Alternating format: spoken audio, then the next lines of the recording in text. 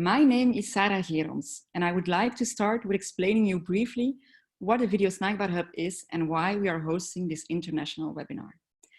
Video Snackbar Hub is a VRT initiative in a collaboration with RTBF. It's an international network of like-minded media players where similar initiatives can be shared across borders. Its mission is to support and bring together online content creators, such as web video makers, vloggers, podcasters, live streamers, and gamers. Together, we explore and introduce new technologies, new ideas, and new media workflows. Concretely, we are continuously on the lookout for new technologies, which we share amongst our group. These can be new cameras, the right live streaming set, a gaming computer, and so on. Video Snackbar Hub is a community of content makers that don't see each other that often, as they work for different companies. We bring them together in monthly calls to discuss what they have been doing, which productions they have made, and which challenges they encountered and what they have learned from these. With our current crisis in mind, it seemed like a good idea to open up our community and to host this first international webinar with a number of very interesting speakers, who are all, in their own way, doing admirable contributions in producing media during quarantine. We are very grateful for their time, and we hope these stories are inspiring for you. On Monday, you will be receiving a short resume of this webinar with a link to our website, where you will be able to find the recording of the next 2 hours together with some cases.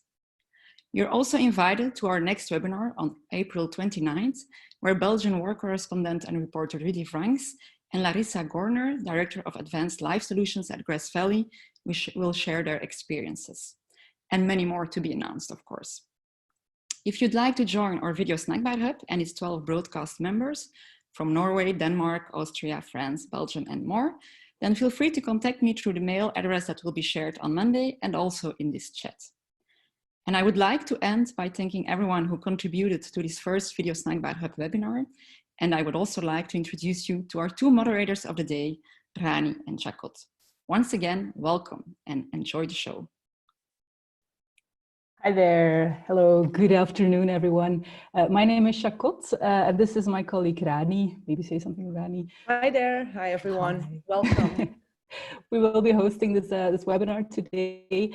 But before we start, we have some very important announcements. During the webinar, you can ask your questions to our speakers by using the Q&A function down below. I feel like a YouTuber doing this. And if you want to chat to each other, you can use the chat function. But please don't ask questions in the chat function because it scrolls all the way up, and so the speakers won't find your questions easily. And as Sarah already said, we will record this entire session. So if you have to leave early or if you want to rewatch everything, we'll send you the link afterwards. Maybe we can go over the planning for today. I will share my screen again and hopefully show you what we will be looking at today. Here we go. So first of all, we will be listening to Stijn Verkamer from Media House Belgium, who will be talking about how the news business is coping with everything going on these last few weeks. Then we have a talk from Gabi Zanetti at ORF in Austria. Very interesting story. I won't spoil too much of that. But it's something to look forward indeed. Then we have RTBF from Belgium with Hugo and Karel, who will be talking about how they put their live multicam production into the cloud. Then we have our Dutch colleagues from BNN-Vara with Hein-Jan Keizer, who will be talking about front messages, these vlogs from Corona fighters. Then we have a little bit of music from our colleagues at BR Classic in Germany, who will be talking about a virtual concert they organized under the hashtag Muziek bleibt, or Music Remains. Then we go all the way to the US, where it's still very early in the morning at this time, but maybe a little bit later at 2 p.m. this time here in Belgium, where we will visit the Washington Post with Brian Murphy, who will be talking about creative ways to capture the global perspectives on the pandemic. Then we got all the way back to Europe to the BBC with Andy Quested, who will be explaining how they managed to get 15,000 people working remotely in less than a week. Then we have some VR related content, which is of course a very nice solution to still be in touch with each other in these situations of lockdown, etc. and quarantine. We have Maria Misherenko, who will be talking about their new VR game and the very particular way in which they launched this game. And then finally, we have one of our own colleagues at VRT, Karel de Korte, who will be talking about a virtual pub, which he introduced, Café Quarantaine. It's called at Studio Brussels, one of the Flemish radio stations. So that's about it. I wish you a very nice webinar. And to start things off, we have, as I mentioned, Stijn Verkamer. I will stop sharing my screen so I can give the word to Stijn. Yes, here we go. So Stijn, take it away. Yes. Here we go. I'm sharing my screen right now. I'm hoping, yes, there it is. Hi. I just wanted to tell something about how we are coping with the corona crisis at Mediahuis. Just to give a brief overview, Mediahuis is a company that's active in Belgium, the Netherlands, and Ireland. And this presentation is about our 4 news brands in Belgium, which are het Nieuwsblad, De Standaard, Gazet van Antwerpen, Belang van Limburg. You can read it all down there. The more interesting part is I divided actually my story in the good, the bad, and the weird. So let's start off with the good news. The good news is that we have a lot of people coming to our website. This is a graphic of the curve for most Flemish news publishers today, or at least in the last weeks. And you can see immediately where Corona hit, somewhere end of February, the beginning of March in Belgium. And most of the curves look like this. I have taken away the brands and the numbers, but just to give you a feeling about what is happening on traffic. And it's even steeper on the apps. If you look at the curve on the news apps, that's even steeper than on the websites. I think that's normal because a lot of people are mobile during the day, are not on their desks at the office, and are using their mobile phones to look up news. So that is what's happening on the traffic side. And a lot of people come to our website. They have a lot of time. There is a lot of attention time reading things on our website. And we were thinking about what can we give all these people, because we have a lot of information, which is important. It's our role in society as media. But also there has to be other stuff. There has to be something to read beyond Corona or to do beyond Corona. So I've taken some examples. For the Nieuwsblad, we have a special part with lockdown reading, so articles. Some are from our archives, some are new, some are diaries. What are people doing? What are other people doing when they are staying at home?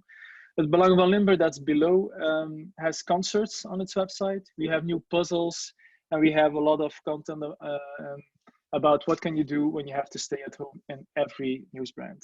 So that's the additional content. And then also we have an uptake in subscriptions.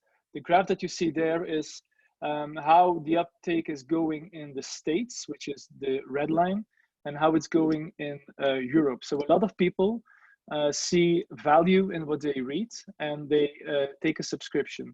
I won't go too deep on the discussion, but there is a discussion. Should you lower your paywall? Should you give these articles for free? In Europe, most companies have chosen not to do so, but they have lowered the paywall just a little bit. It means that they give the essential information for free, and that analysis and other stories are behind the paywall. So that's probably also why we are taking up more than in the States, but also in the States, the crisis is just hitting. And you see that it's still going up, the subscription rate, while in Europe, it's going a bit down. So you could say that the selling of subscriptions, that follows the virus actually. Where it goes up, the subscriptions go up as well because people want to read a lot of information. So that's the good part, I'm sorry. So there's also the bad, and the bad thing is all on the advertising side. I mean, advertising goes down very badly, and this cuts very deep especially for the privately owned companies. So we have a lot of people who are temporarily unemployed, also in advertising and journalism in all parts of the company.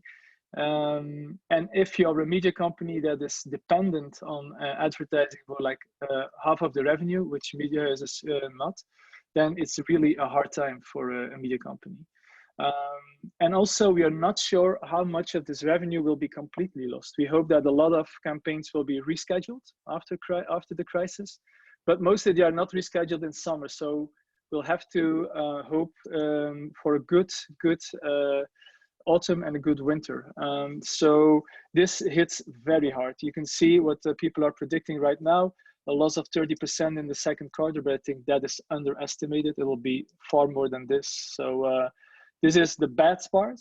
And I also had the weird part, and the weird part is really in the newsroom. I have some pictures that were sent to me by the editors-in-chief of several of our news brands. And mostly newsroom, as you all know, is buzzing, especially in the afternoon and in the evening. And here we see 2, 3, 4, 5 people who are at the end of the chain, let's say. These are the people that make the planning, probably the chief editors, they are there as well, but most people are working at home. At Media House Belgium, we have more than 1,000 people working at home today. And we are actually pretty glad that they seem to manage to make a newspaper, to make a website. Everybody is looking into Microsoft Teams. We have switched from Skype to Microsoft Teams, and that works pretty well. But it's really a weird feeling to be in a newsroom today. And then just some conclusions. On the good part, well, of course, will all these new readers stay on board? That's one of our main questions today. I'm thinking not, but we hope that we can keep as many readers as possible. And on the bad side, how soon will the advertising market get over the crisis, which is a very important theme today. And on the weird part, well, will journalists work at home more often? That was a discussion before.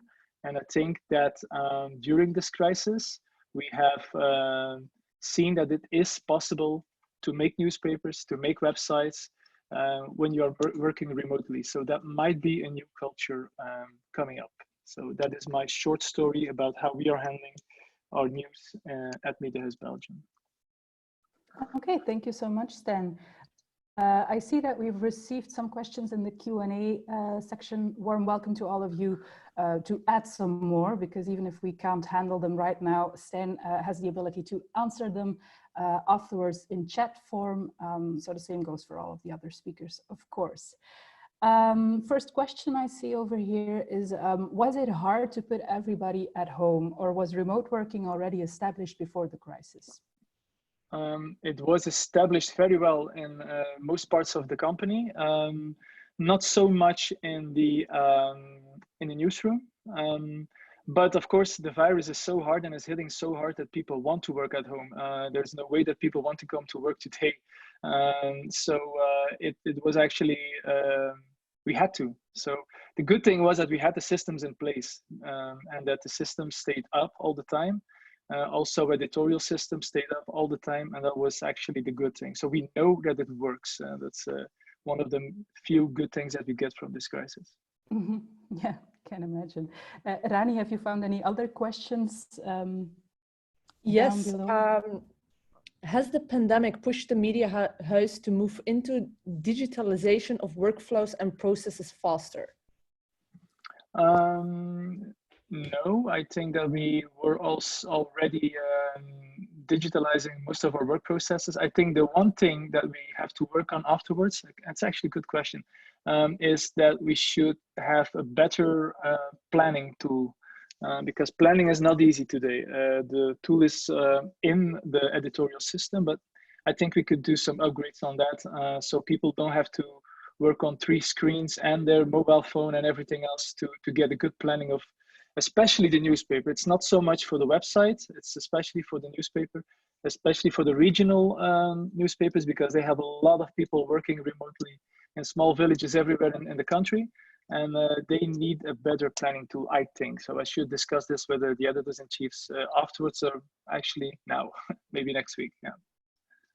Okay, and we still have time for another question, I think. Another question, will the increase in subscriptions soften the blow of the loss of advertising? No, that's a very straight answer, no. You have to sell a lot of subscriptions to get as much revenue as you get from advertising. So no, it will not compensate. So it's not because you have a couple of thousand new subscribers, or even if you would have 10,000 new subscribers, it would never cover up for the loss in advertising. No. All right. I think those were the questions, so we can move on to the next speaker. Thank you so much, Stijn, for joining us.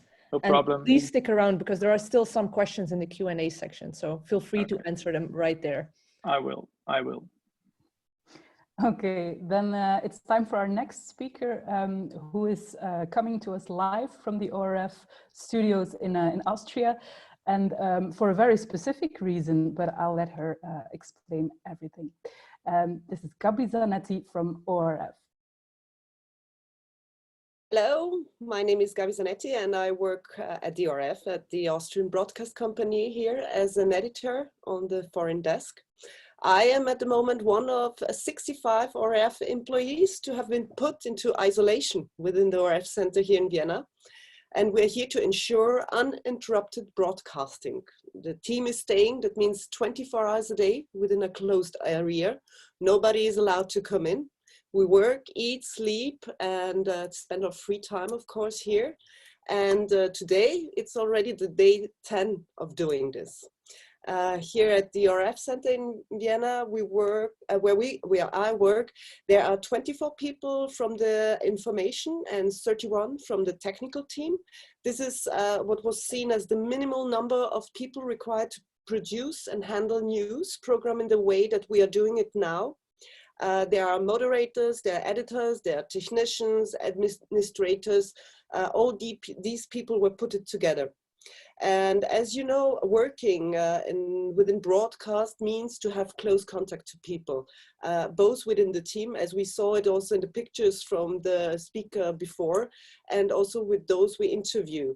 So the security manager and the ORF director had the idea providing us a secure environment in which to work during the coronavirus pandemic.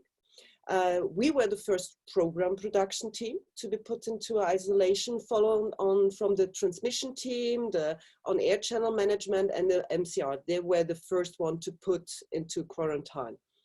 And afterwards, state studios and some of the radio stations followed our example. So in total, we are now 242 ORF employees in isolation areas across the country.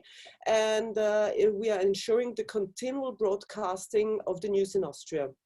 And what was the idea behind this isolation? I think we are the only one doing this, was that a small production team, this a small crew should be protected the best possible way to ensure that the news can continue to be provided to the nation. We all wanted to provide the best possible information also in these uncertain times, and fake or inaccurate news should not be allowed to cause fear and insecurity to the general public.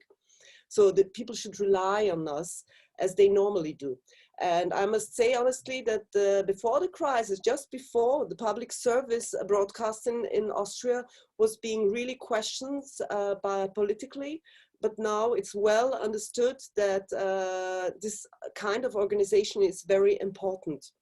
So the interest in our news program has risen up, and a very, very high number of people are really following us closely all the weeks through since it started. We have over 2 million people that are watching us, seeing us also as the country's main and most reliable source of information. What it means for us now working here, it's more or less nothing had changed. not for where we work and what we do. And also what was very important was that for the viewers also nothing had changed. So the styles and how we present the news bulletin had not changed. We are still broadcasting from the same studio we were broadcasting before. This is our main one. What was more challenging for all the people who were organizing this isolation was, of course, the sleeping and the sanitary facilities here, especially the showers, as we are a working area and not a hotel or hostel. So before entering here, we into the isolation group, the whole team were examined by a doctor, and a test was carried out. And now we are advised to take 3 times a day our temperature. I will try now to share you some pictures because I know that you will be interested to see how it is to work here. So I try to do this. Wait, sorry. No, I share screen. I hope this works.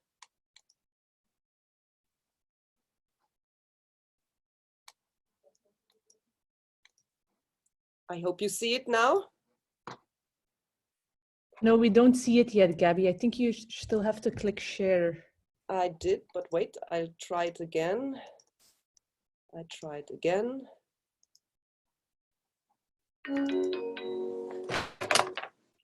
Yes, now we're seeing it. Thank you. Okay, let me start again. So here we go. So here you have the share.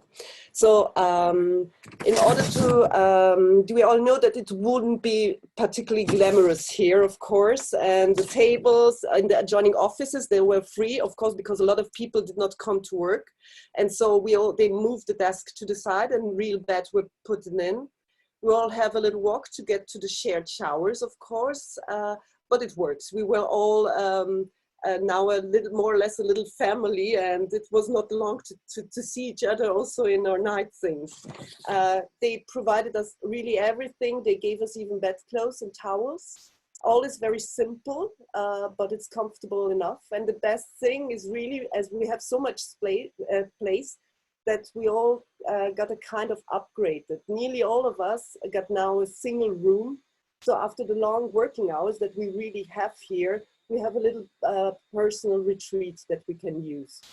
The meal at the beginning were first very basic. It wasn't that easy also for the organization, but nowadays we get fresh fruit, vegetables, hot meals, chocolate chips, and all kinds of different beverages.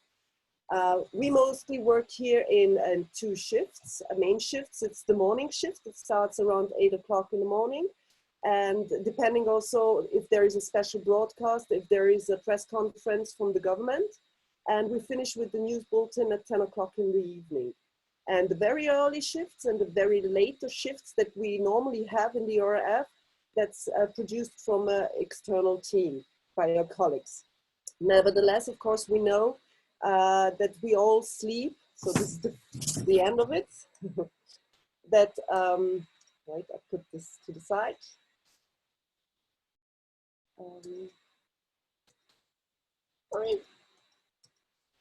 Okay, I leave it. Where was, we sleep and work here now, and that means, of course, that we all can jump in if something more is needed. So it's well understood that we are not a strict 9 to 5 working team. But nevertheless, also we have, of course, an external team providing us stories and also all the lives that are needed for a news bulletin. So our news are a mix between the people that are here inside and the people outside. For free time, we had some areas created for us. We have a little gym, we have table tennises, we have a set of badminton rackets, and we have also a little green garden so we can go out and sit in the sun. We all, and this is very important, doing this on a voluntary base, and that means that we can all leave whenever we want. And it's set up for 14 days, but there are some discussions that maybe we'll do it now in all for 21 days. So this is from me. Okay, thank you so much, Gabby. I see that the Q&A is flooded with questions. So let's go and see which one you can answer first. How about this question that goes, is this really necessary to be isolated completely, or is it more like an experiment? I think the idea was behind afterwards, as we all know, it's easy to know if it was necessary or not. But as we saw how the progress was going on in China, and it was really an uncertain time, and we all knew that our governments got a special kind of information, and so they made this decision to do it. I think it's good because, as you saw it before at the speaker before, the people have a problem, of course, to go to work, and the uncertainty also for taking the virus by meeting a lot of people, by meeting politicians, to making interviews also with people on the street. And so we are here at least a secure team that really can provide the news for the whole time through. We don't know how long this will last, but at least this is really a corona-free area. Mm-hmm. Okay, thank you. I think we have time for like one more quick question. Doesn't this isolation affect you emotionally? I think all the people who would choose to come in really had 2 days of thinking over it, and we all knew that we will work and be here for the whole time through. And I must honestly say, no, it doesn't affect, because we're so focused on working here and providing the information that is needed. And even though we have then our free time, of course, we're sitting together and discussing things that are happening also politically, also in the world. So I think this is, and what also is happening, that we meet people that we never saw before. We knew them by telephone. And this is also a very nice team building thing that is happening in a big broadcasting company, that suddenly the people that work for every day together do not see each other. Suddenly they see each other and they can talk to each other and talk also about what they think about their part. Thank you, Gabby. I think that was the last question. There's still some in the Q&A box that were too long to answer right now, but you can check them yourself and type. I will do so. Thank you so much. Thank you. All the best to you outside. Yes. Thank you, Gabby. Then up next, we have two speakers, one from RTBF and one from VRT, who will be talking about how they put their productions into the cloud. So from RTBF, it's Hugo Ortiz, and from VRT, Karel de Bond. Yes, hello everybody, and good afternoon from me too. My name is Karel. I work for VRT, which is the Belgian public broadcaster for the Dutch-speaking audience in Belgium. And I'm the coordinator of VRT's Video Snackbar, which is an initiative from the Technology and Innovation Department. And the mission is to support all the new content makers. By new content makers, we mean all the web video makers, the vloggers, the podcasters, the gamers, the live streamers. And our support consists of, amongst other things, researching new technologies. New technologies can be a new camera or a new light panel or a new drone, but also new softwares and ways to improve our live multicam workflows. And in that field, we investigate a lot of solutions that don't necessarily come from the more classic broadcast technology space. So we're talking a lot of video and audio over IP, but also a lot of software solutions from the VJ world, the gaming and live streaming world. And one of the projects that we have been running for a year now, but suddenly got accelerated very fast due to the crisis, was to put one of our live mixing solutions that we've been using heavily on big gaming computers, powerful computers at VRT, to put that same solution into the cloud and control it from there. And that's what we're going to show you now in the coming minutes, together with Hugo Ortiz from RTBF. And we do this together because we've been running this project also together. So under the umbrella of Video Snackbar Hub, the point is to share experiences so you can innovate faster and also, frankly, have more fun. And this is a nice example of how collaboration can lead to a solution that suddenly became very necessary. I'm going to stop my intro by saying that CatNet, which is our children's channel, is actually using the solution that we will show right now. Hugo? Yes, thank you, Carol. So I'm Hugo Ortiz from RTBF. And as Carol say, we've been actively and intensively testing and developing this solution for the past weeks. And we are really starting to approach a point where we consider using it live. Of course, the idea is to have the best possible quality so that hopefully we can go on TV and radio with it. This is a fully cloud solution. A kind of DIY one where we want to optimize the ease of use and technical capabilities. And I can start by showing you off what a typical participant setup look like.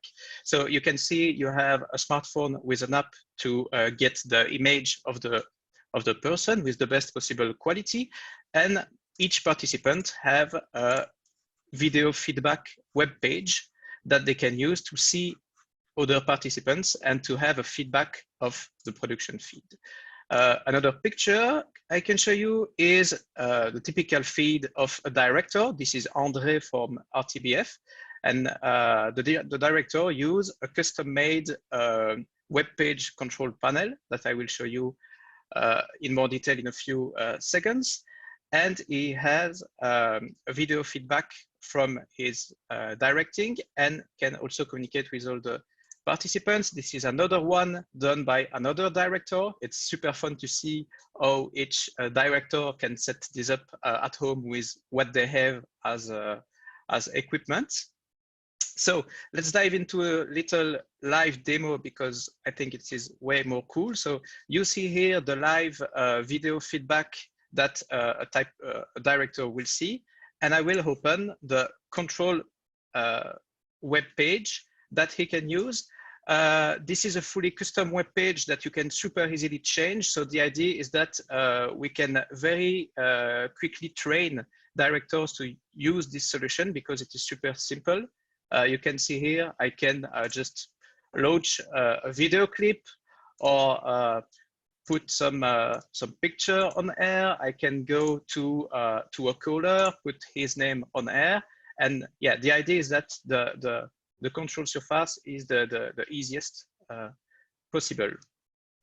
I won't give you too much technical details on this today, but what we've done with Carol and our respective teams is write a complete technical tutorial on how we do that.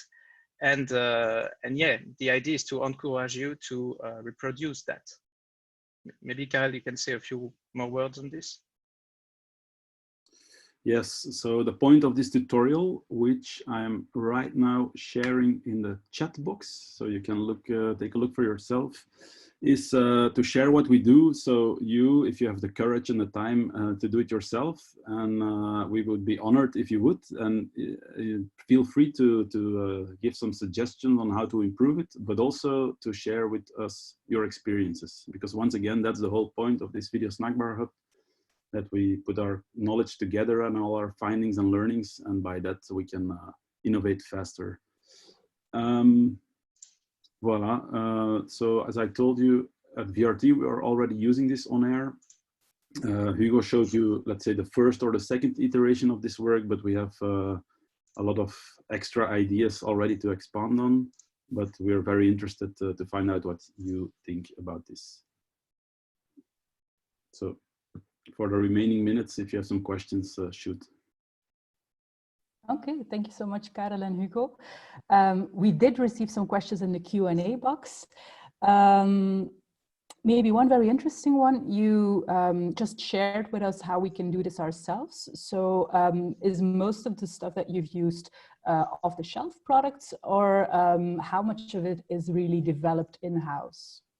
Question by David James. I can answer that. Most of the parts we use are off-the-shelf services, cloud service, and software, basically. What is custom and new is the way we integrate those parts in order to have the most complete solution possible. But there is not a lot of custom development in this, because what we were trying to do is go super fast. So of course you don't try to reinvent the wheel. Mm-hmm. Well, it's very interesting, very useful to do it ourselves. And another point is that this is mainly super cheap parts, so it's accessible to everyone. You don't need to be a big broadcaster to do that. Mm-hmm. I see another question. Oh, sorry, Karel. I would like to add that this setup can be completely done from your chair in the office. So you don't need to leave your house, which is very handy in these times. So you can set up a professional environment that everybody can access from their own home at the same time, without leaving your home. So that's interesting, I think. I think a last quick question. What is the cost of the solution? Well, we're using, for the people who know what we're talking about, we're using Paperspace as a cloud provider, and their biggest machine costs €1 per hour. And then, of course, you need a license of VMix, which is the live multicam tool we use, and that ranges from €100 to €1,000, I would say, depending on which functionality you want. Okay, thank you. I also see a question for us in general from Fredo. How many people are currently in our webinar? Well, I can say, Fredo, we are 330 people right now. So stick around and we'll go to the next. Yes, the next speaker is coming from BNNVARA.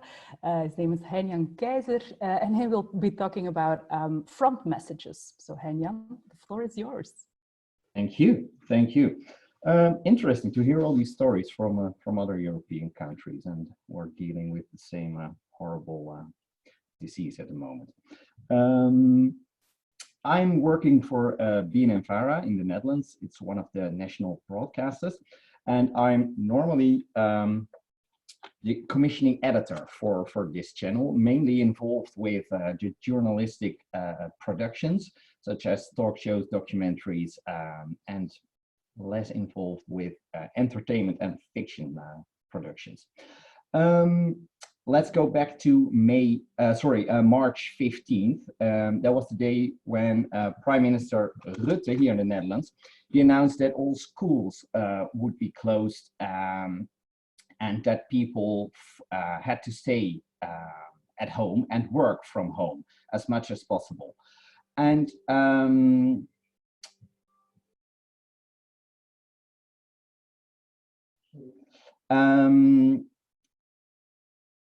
you still hear me? Yes, we can. Yeah. Okay. Okay. Sorry, I thought there was something wrong. But okay. So people had to start working from home and had to stay at home. Let's say public life, public space stopped in the Netherlands. Without, and there was an exception, of course, for people what Premier Rutte called the crucial professions, people, the indispensable people without whom the Netherlands would stop. So let's say people, doctors, nurses, but also supermarket employees, food delivery people, these kind of jobs, professions, which still had to go on to keep the country running. Well, from my position at BNNVARA, I was looking at the list. There was a long list with professions which were crucial. Also, journalism was one of these professions, but I thought, okay, we can't go on with all our normal programs, so talk shows. We had to do it without public, but only with the host and the guest. But there were a lot of other people programs which I thought they have to stop now because it's not crucial what they do. It's more entertainment or whatever. What kind of programs can we make or can we do? What can we do with this situation?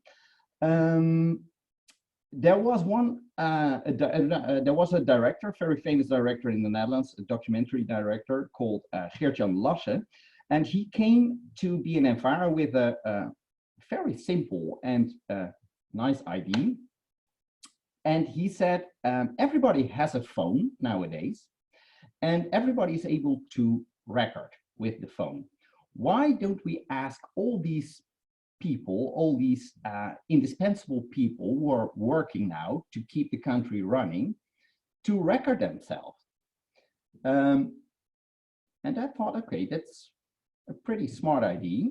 Let's make a daily program, and we start as soon as possible, and all these people together make a daily program for, let's say, 10, 15 minutes a day, and show what they do, what the work is that they are doing in the hospitals, but also the garbage people, people who are cleaning the buses and the trains. A lot of people are sitting at home and delivering food, and we're annoyed when the food isn't there within an hour, or when we go to the supermarket and damn, there's no milk anymore. But there are still people producing milk and food and bread and cleaning the buses and the trains for you to keep the country running, while we are sitting home and, well, waiting till the horrible time is over. So I thought this was a good idea to give these people a stage and to show them, or to show the people in the Netherlands what they are doing. This was on Tuesday. Now, I think almost 3 weeks ago, no, 2 weeks ago.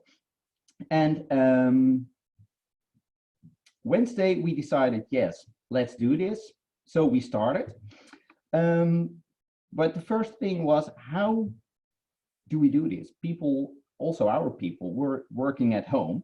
And I didn't have any experience with managing a group of editors and a director from home, and calling them every time of the day, having what kind of meetings online, or so we had to find out how to do this, how to work together. But also one of the essential questions was, how do we get these vlogs to start editing with it? So a group of people came together online, of course, in a Zoom meeting, and we started with a small group of editors. We thought, well, we can do this with 2, 3 editors. That was not possible, but okay. And they started to find a core team of people who wanted to vlog for us, who want to record. So that were doctors, nurses, but also we called with public transport companies, with supermarkets. Can you give us the names of the people who are doing these jobs? First of all, they were a little bit afraid for what we started to do and what we wanted to do, because especially the spokesman and the PR people, they thought, okay, then it's out of our control. But after a couple of days, they noticed that there was a downside on this, as well. For them, it was positive, but for us, it was a downside. They wanted to check all the vlogs that were recorded in the hospital or in the supermarket before they send it to us. So for me, journalistic independence, this is a new reality, I realized. We have to deal with this. And indeed, yeah, when you go with a camera to a supermarket or to a hospital, you always have a spokesman joining you to have these records. But in this program, you never see what you don't get. So when they see something, let's say a very negative story about the hospital, they won't allow you to see it. So they won't send it. But this changed the last couple of days, because we proved that we are a nice program, that they can trust us, that we do a good thing. We have a lot of support in the Netherlands.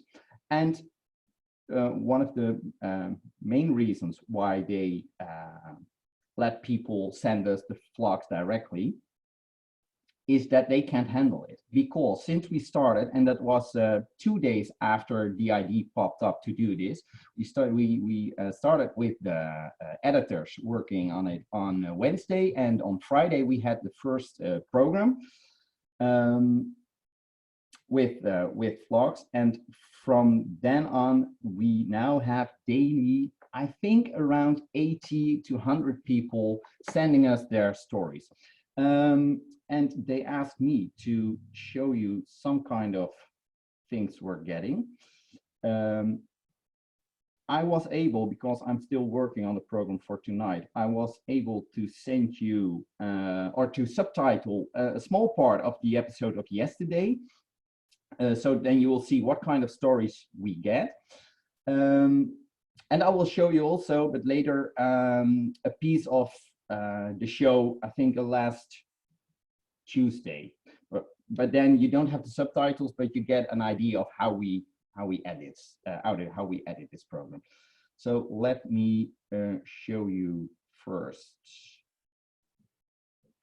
Share this. Yes. I hope you see this.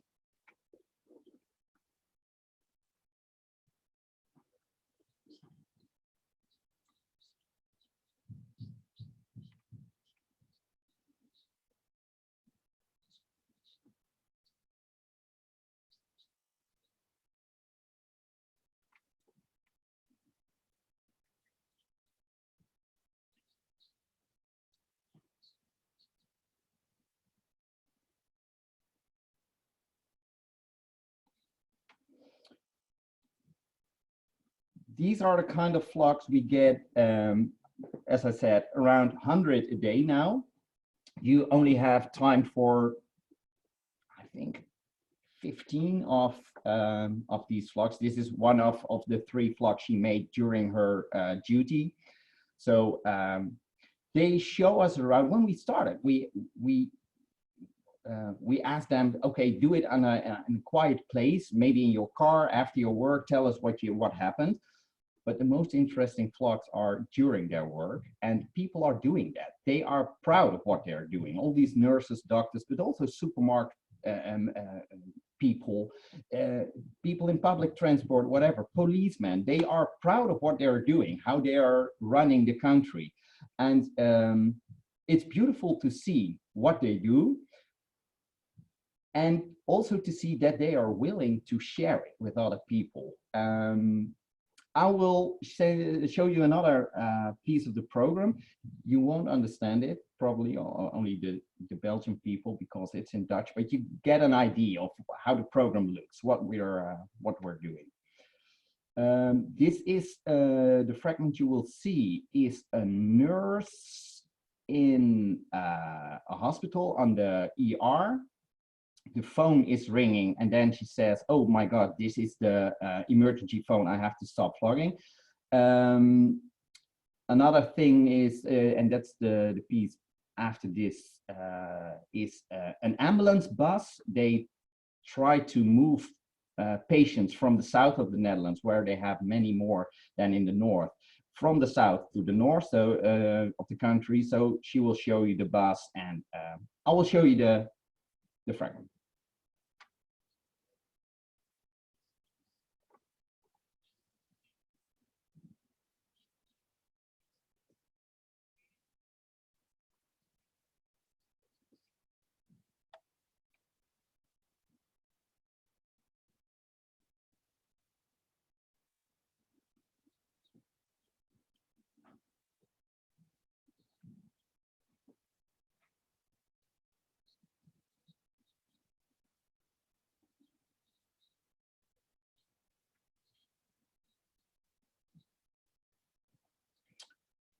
She tells about the need of oxygen in the ambulance bus, and that because of all the patients who need oxygen, that they don't have enough oxygen at the moment.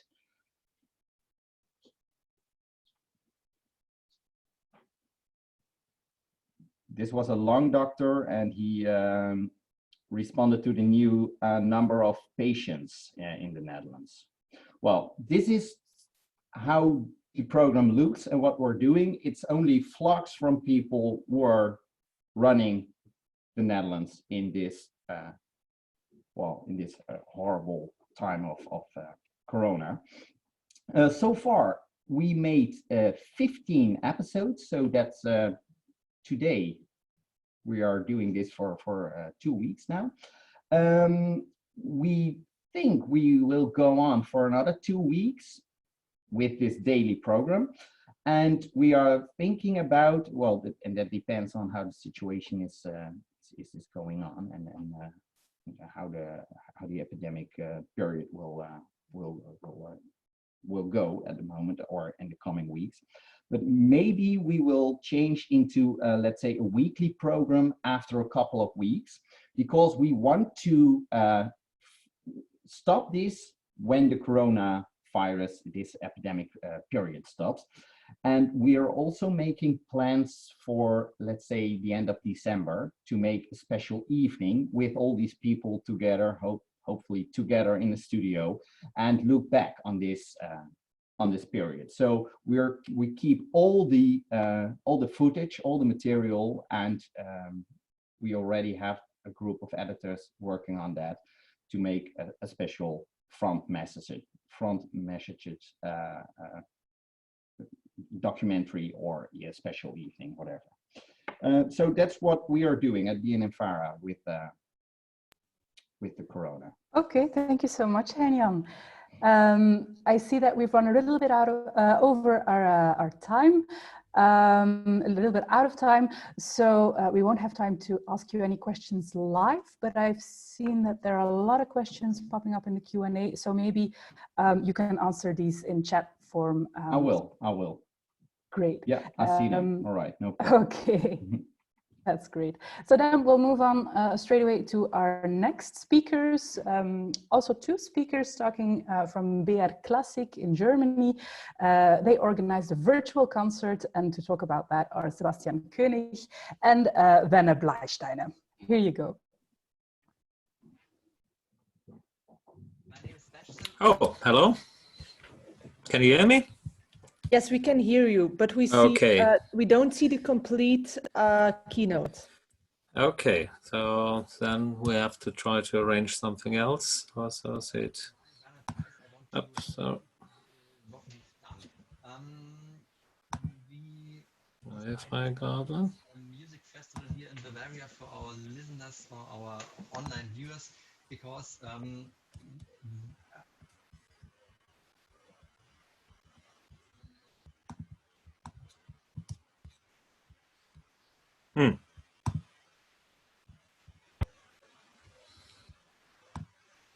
What do you see?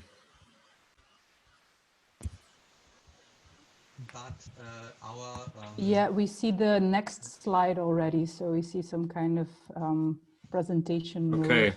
Mm-hmm. Then I will go on while Werner is trying. We didn't want to collect music and presents from our homepage or on our homepage or Facebook. We want to do something special and something which helps the artists. In Germany, there's a German Orchestra Foundation. It's a big foundation which collects all orchestra musicians and so on. And they start to collect money online and help artists whose concerts are cancelled now. Our idea was, let's make a festival, a music festival on live stream, which helps the Orchestra Foundation. And so our festival Music Remains started. It took place on Sunday, February 9th. You were listening to yeah. Okay. Okay. So let's play the video. Yeah. Yes. I think it's the best to see what we've done.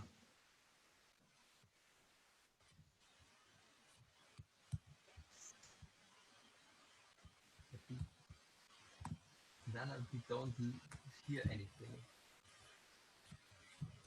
Sebastian, your microphone is also not next to your mouth.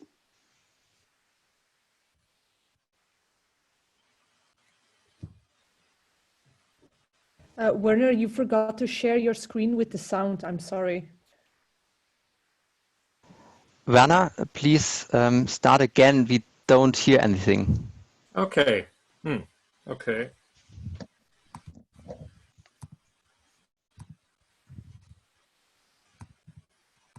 No. Okay, then we leave that out and have a look at the Yes. the setup. So you see that we had many people contributing. We were a total of 15 artists from all over Europe and from the United States.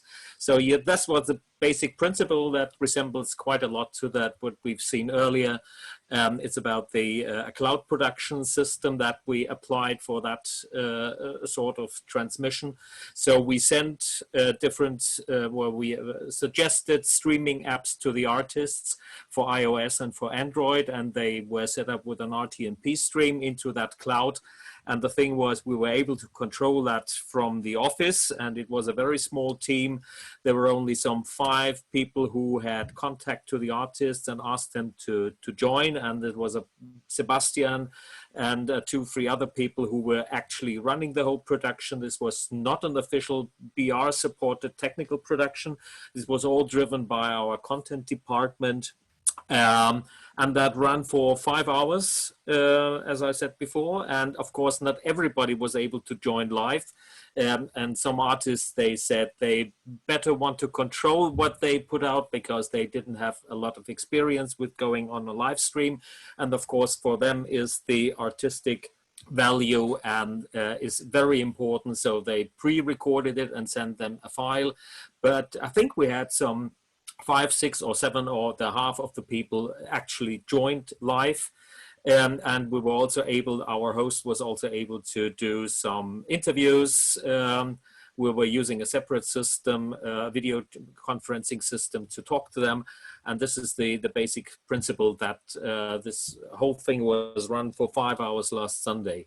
And I think it was a great success because we had a lot of people joining into that, and we have a lot of hits on Facebook and YouTube, and of course on our own platform. Yeah, that was the production in order to bring that during these hard times, to bring some artistic thing together in a virtual space and control that from us as a broadcaster. Any questions? Okay, we'll check in the Q&A real quick. Thank you so much, Werner and Sebastian. Yeah. I see that someone added the YouTube link to the full video in the chat. So if anyone wants to watch it after this webinar, you can go ahead. Well, I put in the QR code if you have seen that, so you can also have the whole. They got the link from, so that's perfect. There's a question. How approachable was it for the artists? Like, did they have to install some software? Was it easy to access for them? We tried several apps on iPhone or Android, how they can reach our Make TV cloud. We decided one app for Android, one app for iPhone, and we had with OBS Studio, PC Mac solution, which can you share. We made a several time manual, which all artists get, and yeah, the artists. It works. I see that there are 2 people wondering, what about the delay or the latency? Did you have any issues concerning that? The delay on the apps, it was quite good. One of our colleagues in our office had all artists on the phone, and then he make a countdown to start, and the picture we see in the Make TV, some seconds. It was really short, the delay. All right. Thank you, Sebastian and Werner, for joining us. You're welcome. Okay, then up next, we go all the way to the United States to hear from Brian Murphy at the Washington Post, how they handled this Corona crisis. Brian, are you there? I am. Let me start my video. Okay, there you are. Take it away, Brian. Excuse me. Yeah, hi. As mentioned, my name is Brian Murphy. I'm with the Washington Post. My area of at the paper is I oversee coverage for Russia, Central Asia, and East Asia. So I've been dealing with the virus since the very early days in January, when we were all scratching our heads saying, what is this thing and how big is it going to get? What I wanted to talk about was very similar to what my colleague in the Netherlands had brought up, and the idea of how to tell this enormous story, leveraging different types of storytelling. And one of the ideas that we hit on is somewhat similar, a kind of diary style reporting from various places around the world. So one of our first efforts was a video driven, we're calling them postcards from a nervous world. So there's various iterations of that. And one of them at the beginning was video diaries from Milan with a woman from India who decided to stay in Milan rather than go home, and how she is dealing with the isolation and the stress. And she brought us through her day, meditating and doing yoga. Another video diary from Milan was looking at a family that we found with a couple and a 5-year-old daughter. And what we liked about this one was there was nothing really profound or special, but it was really indicative of the shared experience we all have, especially if people have small children. And the 5-year-old girl was just running crazy through the apartment, messing everything up, and just the chaos of their lives and how everything has changed so hugely since the lockdown rules went into effect. The project that I'm overseeing personally is a print, kind of a print version of what I described earlier. And we are reaching out to freelance journalists, some correspondents, other people in various cities, and they're writing in with small diary type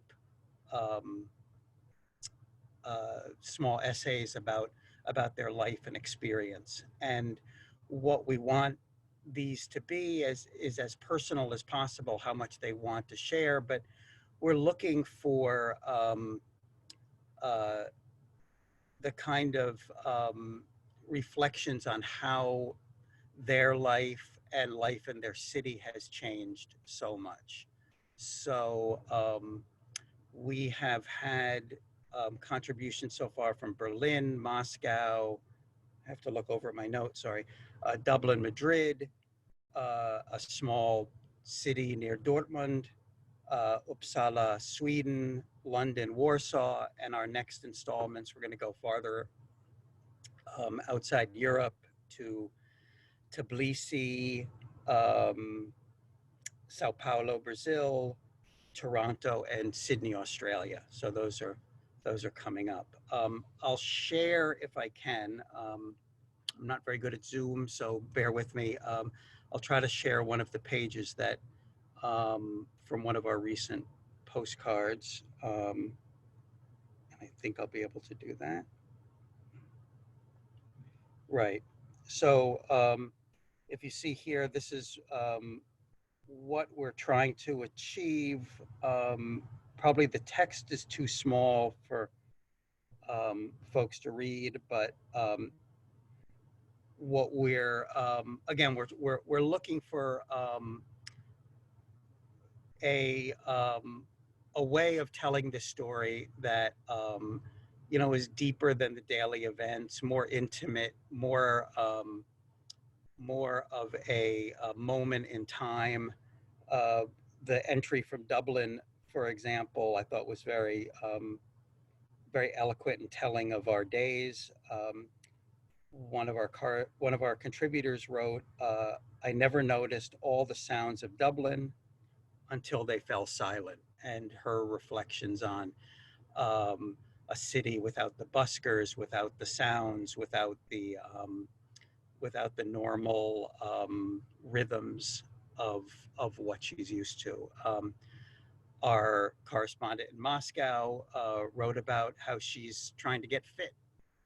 That's another aspect of this. I've noticed this even in Washington. I think people are using their time sometimes wisely, and they're out running in the streets, although trying to be as far apart as possible. But I think I've noticed that trend as well. People trying to use this crazy period in their life to some kind of personal benefit. So what we're trying, and I know everyone's struggling with this same issue, is how to reflect the shared experience around the world, and probably no other story that I've been involved with has that element where on every continent, every city, every household is going through somewhat of the same experience. Of course, not all the same, but they're all thinking about this one issue, and how long until life returns to normal, how long until flights resume, how long until they can be reunited with their family in another city, how long until university begins. So there's all these questions, and we're trying to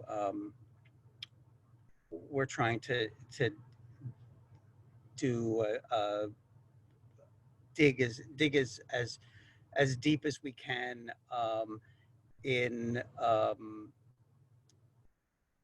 using the eyes and the sensibilities of our contacts all around the world.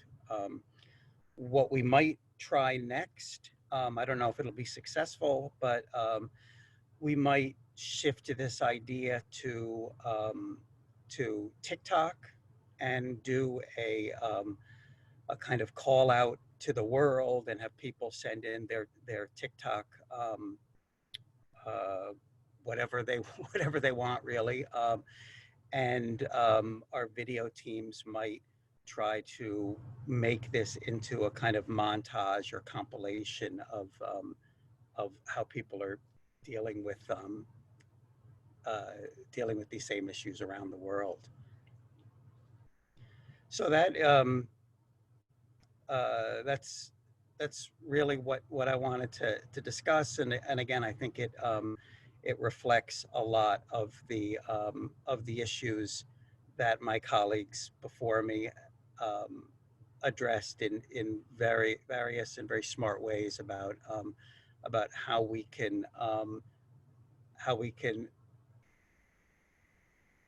capture this moment in time through somewhat non-traditional ways of storytelling.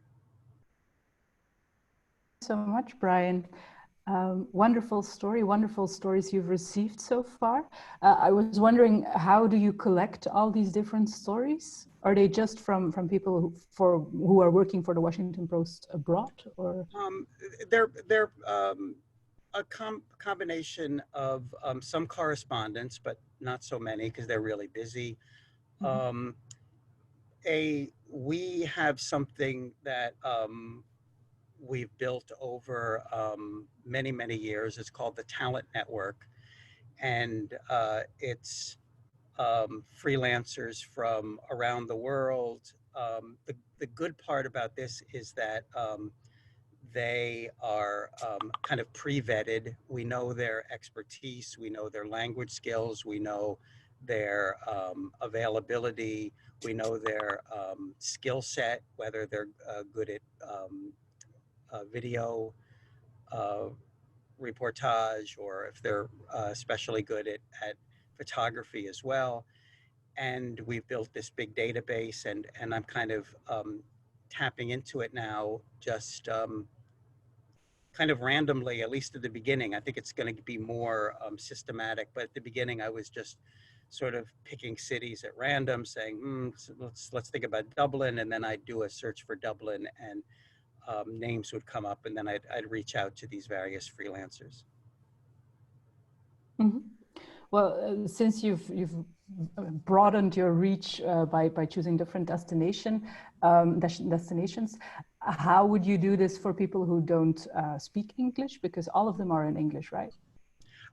Yeah, well, we've been, it's a good question. And we've been on many levels experimenting with not only reaching out to non-English speakers and translating their work into English, but also taking our work and translating it into languages that we haven't really worked much with. In the past, we've translated quite a bit of our work into Russian and Chinese, for example, but now we're translating some of our work into Italian, of course, because of the huge interest in the coronavirus there, but also Korean, excuse me, and other languages. So so again, yeah, this has kind of been an interesting experiment for us to see the interest in Washington Post stories and reporting in languages where it hadn't really appeared before. Mm-hmm. Maybe one last question before we move on to the next speaker. How do you communicate with these freelancers, and how do you capture their stories? Well, the communication usually begins by email, but then we shift to Zoom, which the whole world seems to be on Zoom at the moment. And then you know, since this is not the normal assignment, and since some journalists seem maybe uncomfortable with writing in first person or sharing you know, their observations and their feelings, there's been a little bit of hand-holding here, and on the Zoom chats we give them, you know, the kind of guidance that what we're looking for. And what's been helpful at the moment is we've built up enough body of work with these postcard type stories that now I can kind of share what we've done before, and I think that helps give people an idea what we're looking for.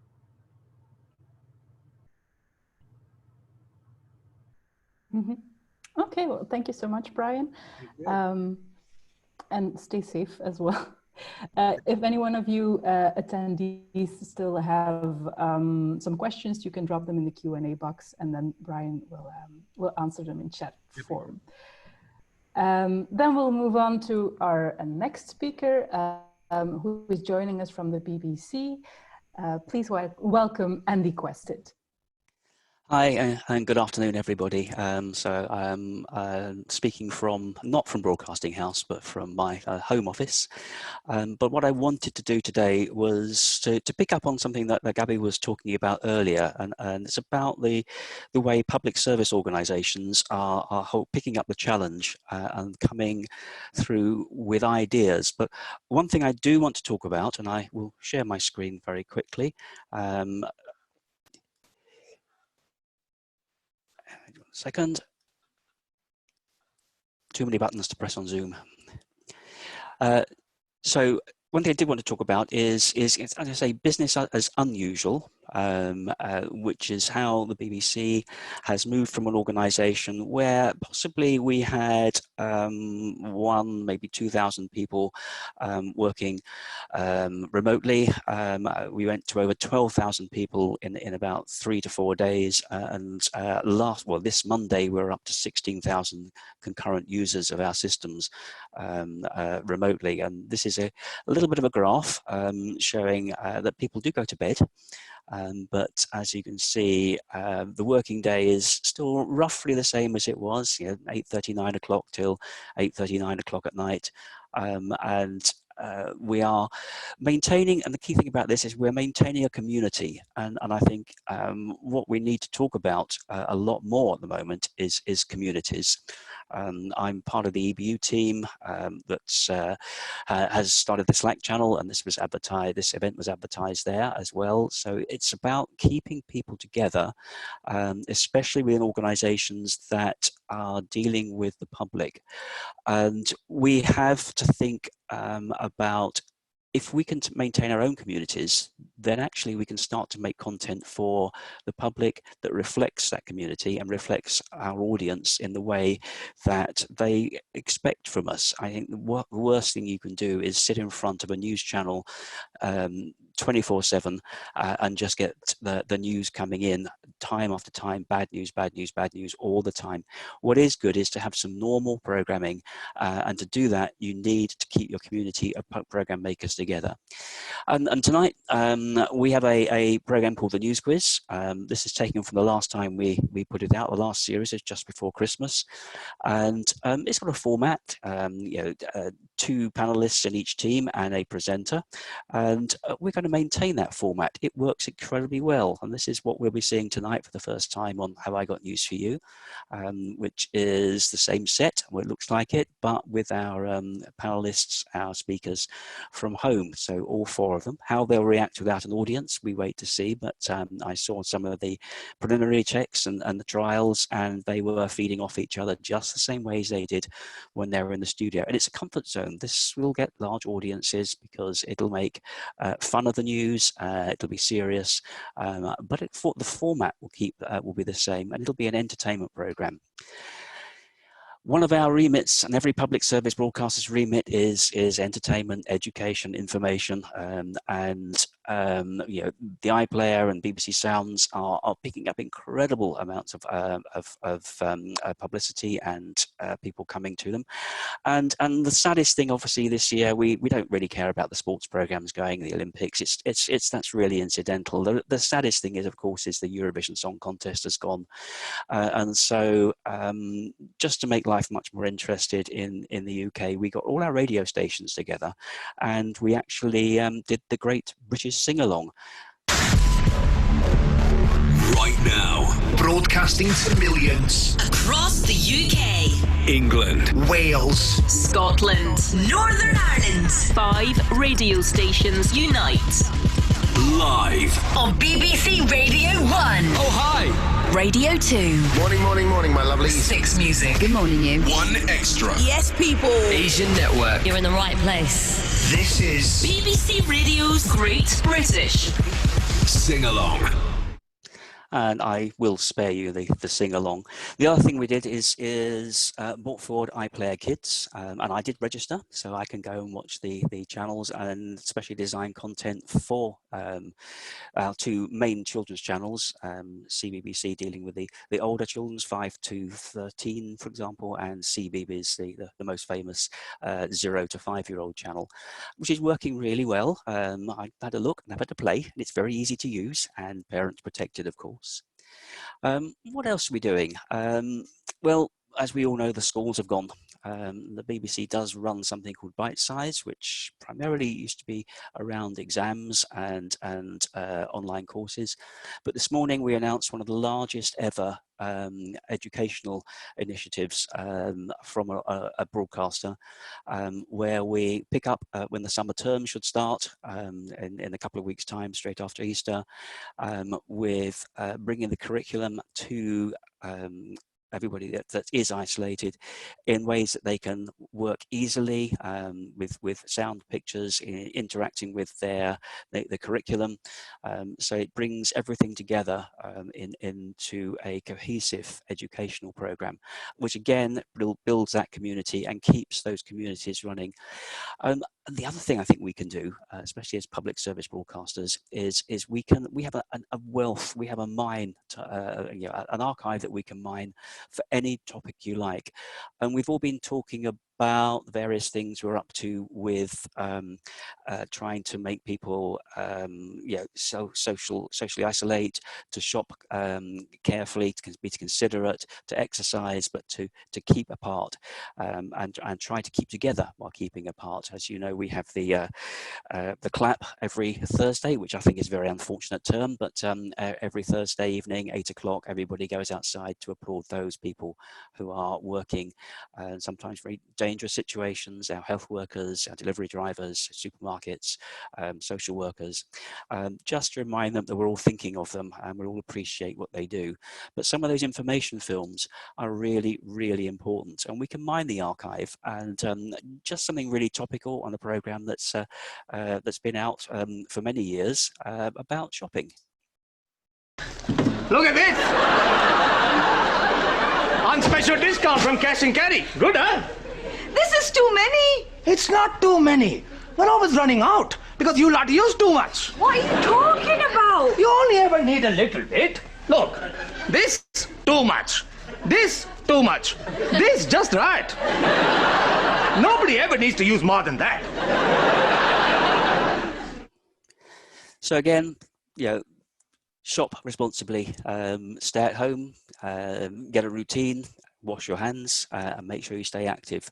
All these things, we've taken clips from our archive, usually comedy clips, but just to bang the message home to people, and also to help make their communities much more real.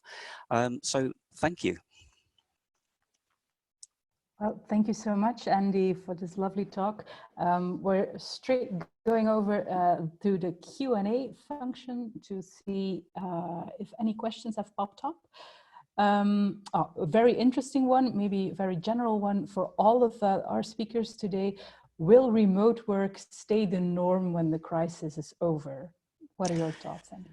I think absolutely. One of my, for those who don't know my career, I used to be an editor for 15 years as BBC editor, and I am nursemaiding many, many editors who are now working from home and suddenly discovering that they can do it.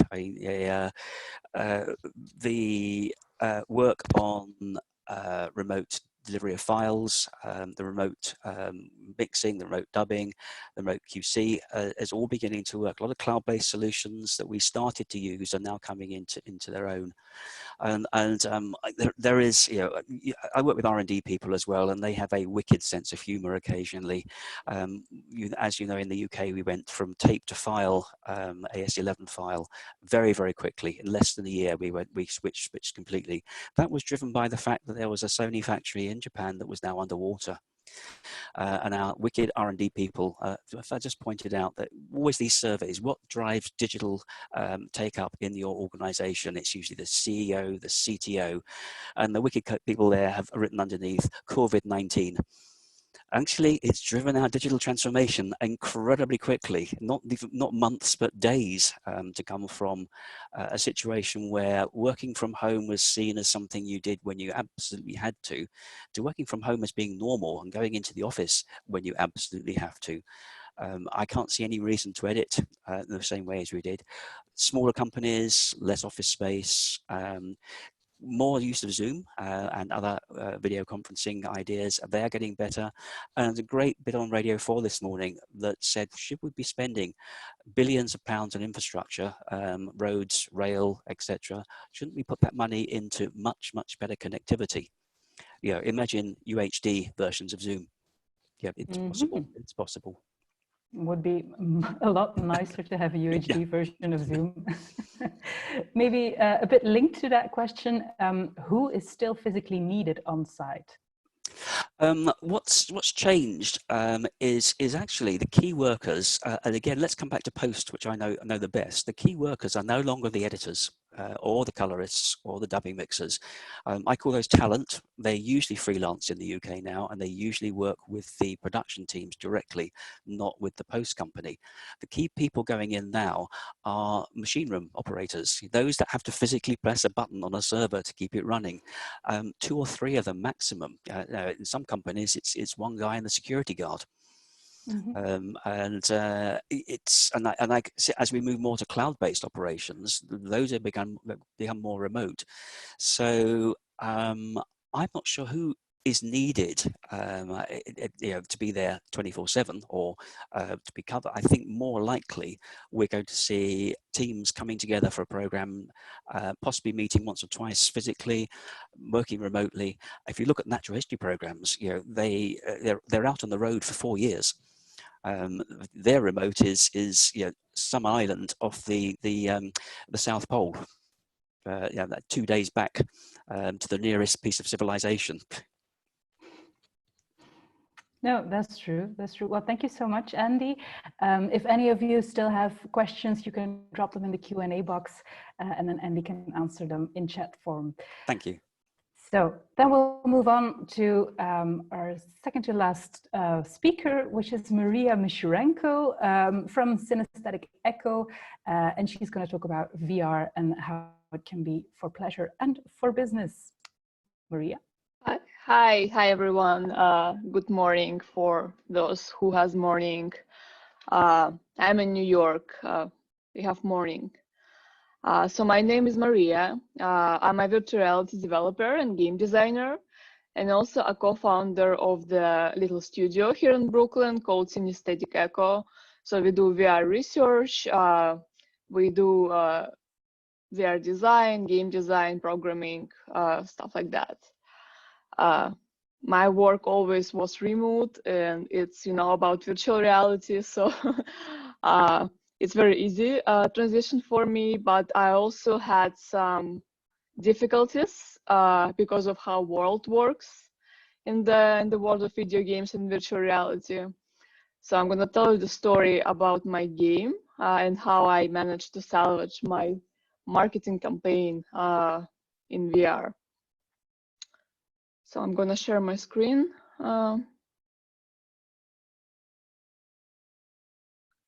Okay. So here is my game. This is a short trailer. It's a short trailer. I'm not sure if there's audio, but if it's not, it's alright. So it's a game about underground barber who cuts hair during the apocalypse. There's little monsters, and we have different worlds. The worlds are modeled after some American and world cities or subways. So you are very active physically. You cut your hair, you earn money. It's a fun action game, and you have a little bit of the narrative in between the levels. The game is called Bizarre Barber.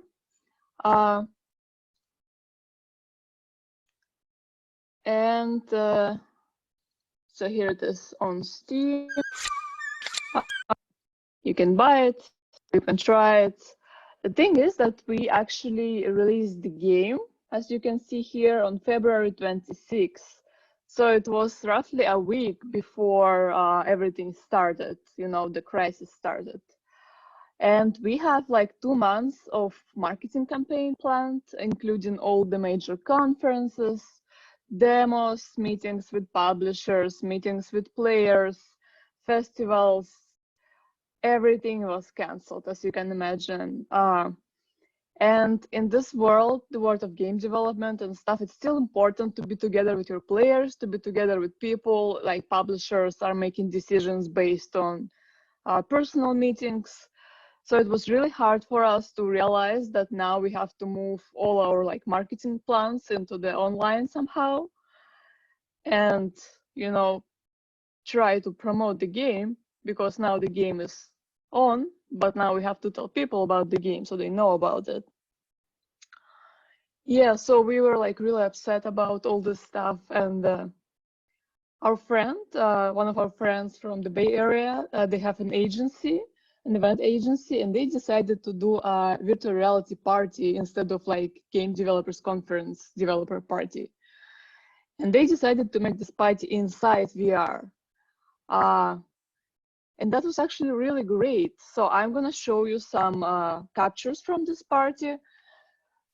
So imagine this is Twitch translation. So this is not the party itself, because the party itself is in VR. So I'm gonna stop sharing for a bit and show you. So this is VR. Sorry. This is a VR headset. This is Quest in my case. So you can put it on your head and you can be inside the world. And those are the controllers, and they represent your hands, and they also have like some buttons so you can do some stuff inside VR. So the controllers will track you in space and other people, so you can move freely as it was a real world. I'm gonna share my screen again. This is one of the shots from the party. So they have different rooms. It was just like a nightclub maybe, or some like fancy establishment. This is the artist Sarah Finn painting line. So this is her in her room in the real world, and this is her avatar painting. Other people can interact with the painter, pictures, do selfies. There is a photo booth in there, so you can take your selfie and take home. As you can see, different rooms in here. Some rooms are audio reactive. This party was live streamed on Twitch for those who don't have VR headsets. Live DJs were present. So this is it's one of the live playing. You can actually see them online. We had like Zoom meetings going on with like developers talking, so it was kind of asynchronous. So people were naturally crowding like in spaces, and they were be shared like simple groups and talk to each other. So the good thing about virtual reality, it has special audio. So that means that it works roughly like in real world. So if you stay with the group, you only hear like the group and the people that are close to you. And you can hear like overall ambience music, and you won't hear like how players like on the distance are talking, because they're talking like about their own stuff. So yes, and we were invited to actually create a room in this like party zone promo. It was like an expo.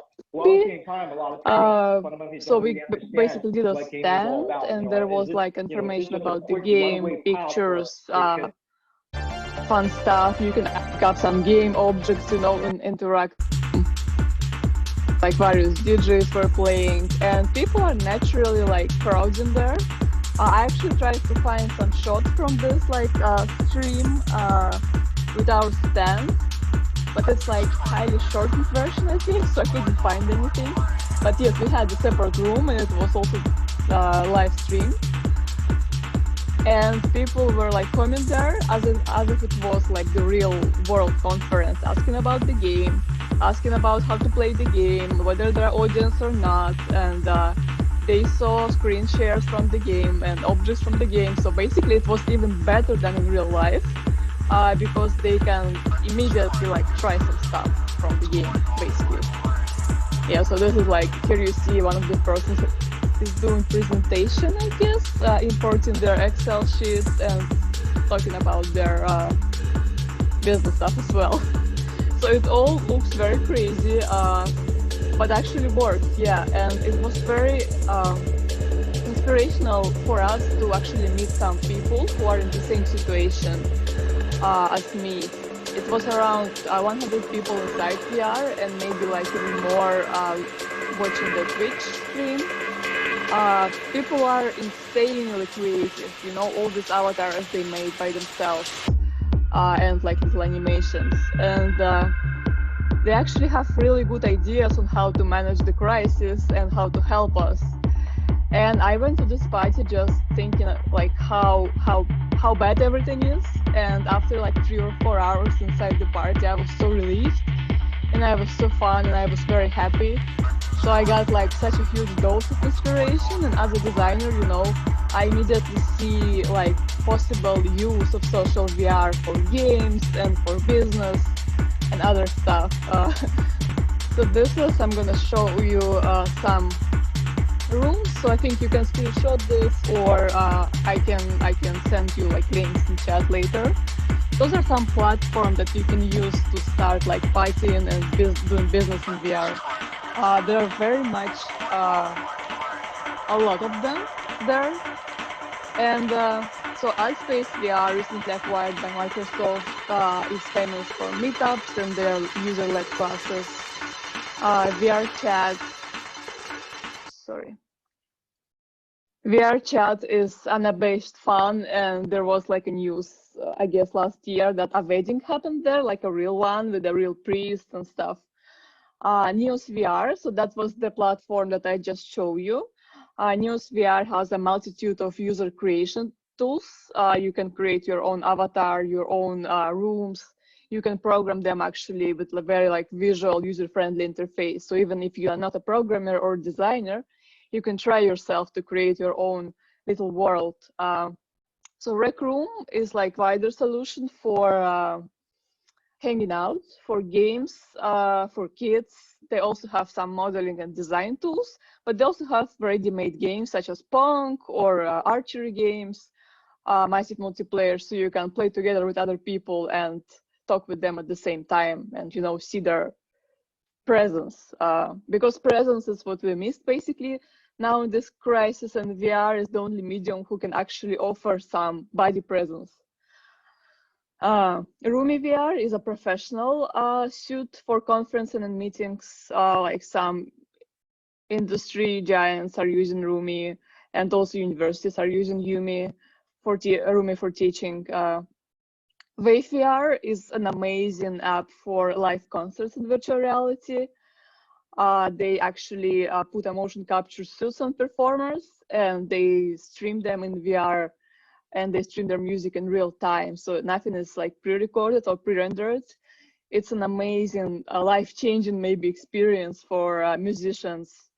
I haven't really experienced anything like this, be together with other people in the same huge room and listen to the like live performer live.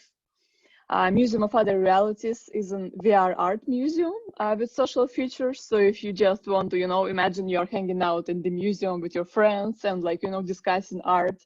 So this is it. You can go there together and you can discuss art and you can roam around and you can interact with this art. And the art is not like 2D art. It's not pictures. Everything is like interactive and everything is 3D. And you can actually shrink yourself and put yourself into the art and like walk around, or you can, you know, be a giant and observe the art from the bird view. And the last one in my list, those are all my favorites. The last one in my list is Half and Half from the Brooklyn studio Normal VR. So it's a social VR game for kids and beginners. So if you just, you know, bought your VR headset, so this is the first thing you want to experience. It's just like a set of like several environments, such as like sky, pond, and like little city. Then you can play hide and seek, and you can hang out together, and it's very, very cute and very easy to understand. So I think I'm a little bit in a bubble here because like I am so far from like the mainstream media with virtual reality.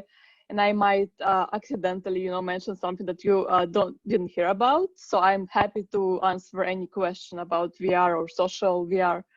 And this is my Twitter, so you can follow me, my email, if you have any questions or want to collaborate. Remember, we're not only game studio, we're also doing some like research stuff for companies regarding like new media and emerging media. And buy my game and soundtrack, support our artists now. If you don't have a VR headset, you can always buy a soundtrack. So I'm just stop sharing. And if you have any question, shoot. Thank you so much, Maria. Well, yes, indeed. If you have any questions, then just drop them in the Q&A box. I might have a question at first. So this VR world is very useful to escape from the current situation. Do you experience or do you notice that a lot more people are buying VR or getting into VR due to the Corona crisis?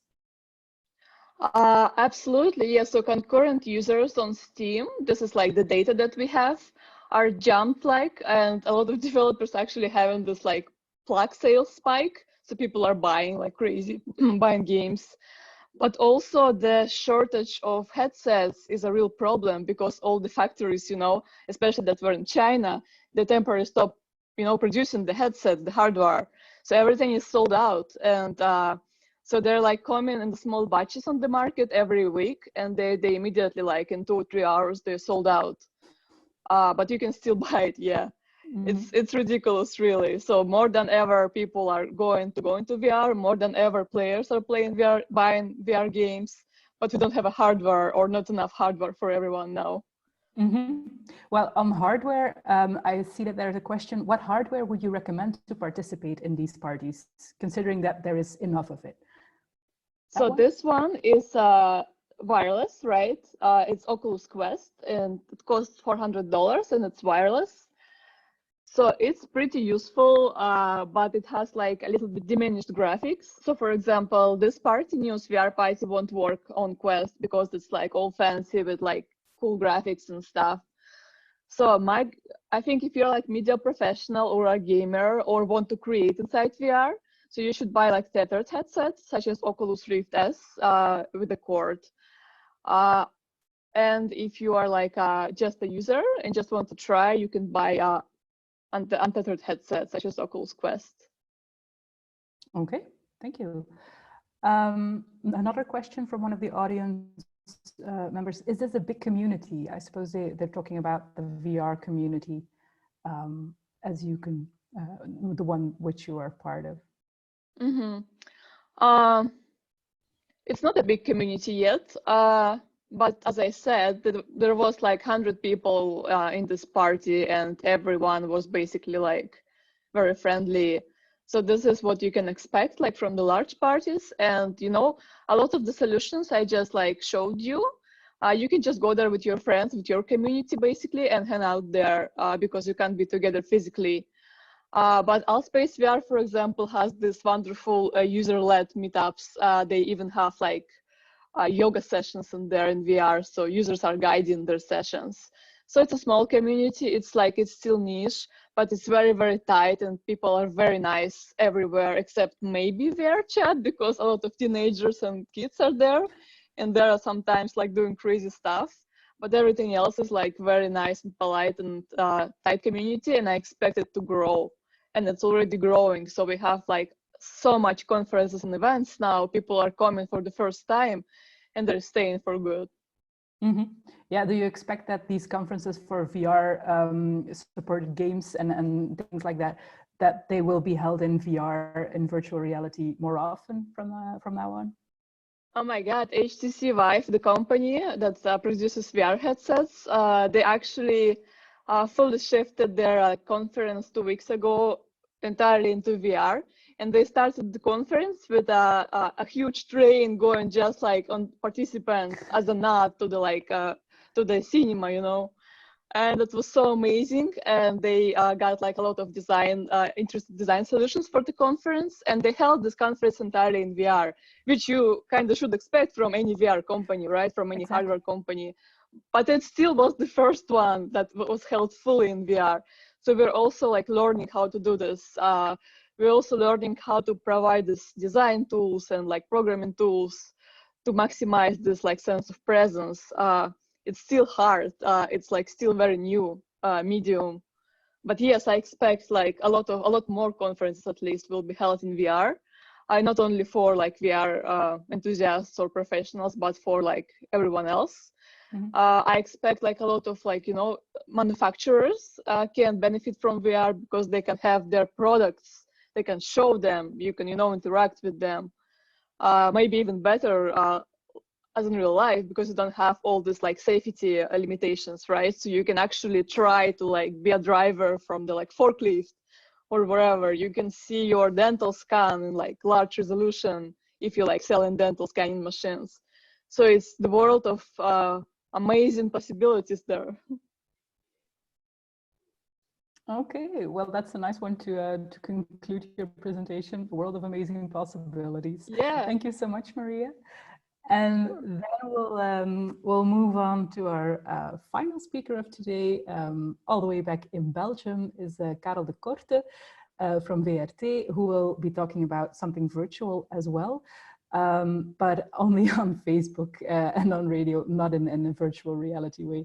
Talking about Café Quarantaine is Karel de Korte from VRT.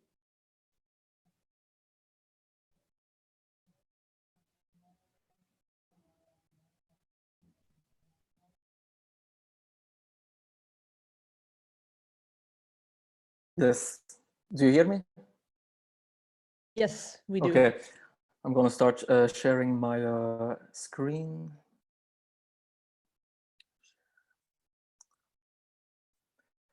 So hi, everyone. Thanks for watching till the end of this webinar. I promise to keep it short. My name is Karel, and I'm one of the editors-in-chief at Studio Brussels, and I'm responsible for online content and social media. Studio Brussels is the leading alternative radio station in Belgium, and we're also one of the biggest online communities focusing on alternative music and pop culture, with almost 500,000 followers on Facebook and over 200 followers on Instagram. In Belgium, we had our first deadly victim due to the virus in the second week of March. And one day later, the government started to take lockdown measures by closing pubs, restaurants, concert venues, and schools. With Studio Brussels, we focus heavily on the impact of these measures on the music and the nightlife scene. In Belgium, going to the pub is like the main part of the nightlife scene. So at that time, closing pubs was like a bigger deal to people than closing the schools or closing companies. That's why we opened Café Quarantaine. Café Quarantaine is a Facebook group where we ask the members to pretend that they are all together in the same pub. And Café Quarantaine will close when this lockdown ends. The idea was inspired by a group where we all pretend to be ants in an ant colony. It's a real fun group on Facebook. It's a recommendation to all of you. In Café Quarantaine, we all pretend to be in the same pub. So members post things they would say in a pub. They post their drunk photos, their drunk texts, and of course they post a lot of jokes about toilet paper. So after a few hours of after we opened, we started to judge every post because we wanted new and original content in our group, and not just toilet paper memes that were all over the internet already. The personal highlight until now was a post from our Belgian Minister of Health, Marie de Blok, who offered all the pub guests a virtual drink. Of course, we also do some of our own content in the group. For example, we organized our own European football championship in the group. We did a simulation of each match, and people were able to decide the winner by reacting to the posts. Of course, it's not a surprise that Belgium played the final and also won from Germany. But Studio Brussels' main focus is music, and that's why 3 days after we opened our virtual pub, we started to do pub concerts. Every day at 8 p.m. a band or artist plays an acoustic session of about 25 minutes on a Facebook Live. The artist is sitting in their own living room or their home studio, and we ask them to play some of their biggest hits in a new version.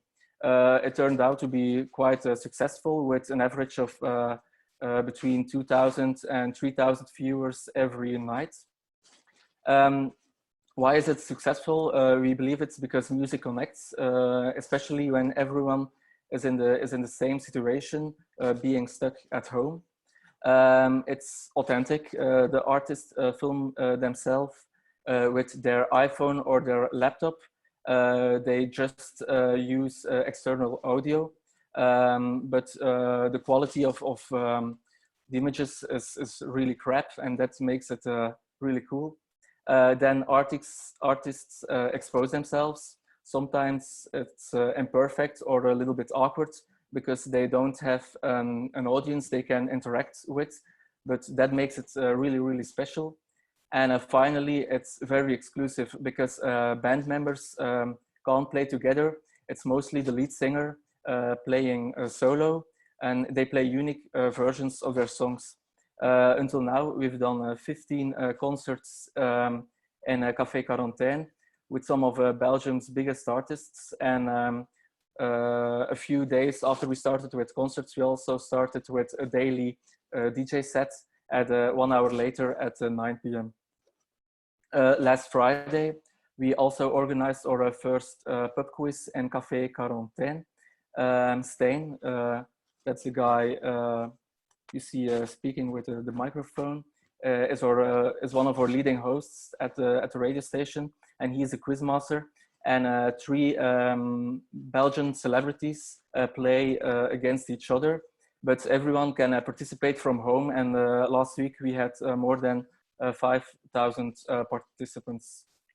To end, I have some figures. We now have 23,000 members in our Facebook group.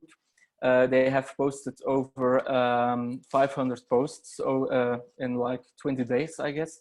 That's 23 posts every day. And all these posts together received 70,000 likes. On our part, we organize 5 concerts every week, 5 DJ sets and 1 quiz. And Café Quarantaine also became a daily radio show filled with a pep talk and live music. We hope in this way, with our social media and the radio show, to bring music and entertainment to the living rooms of our community. Thank you very much. And thank you, Karel. I see that we've got some questions already in the Q&A, something that I've been wondering myself too. At some point we will run out of Belgian bands, I suppose.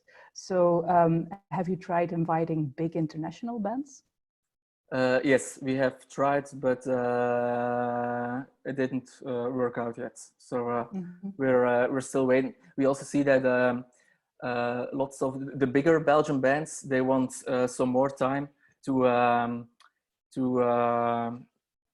think what they are going to do. They take it really serious. Over the last weeks, we mostly had like bands filling venues between 1,000 and 2,000 people, and now we go to the bigger bands, and artists.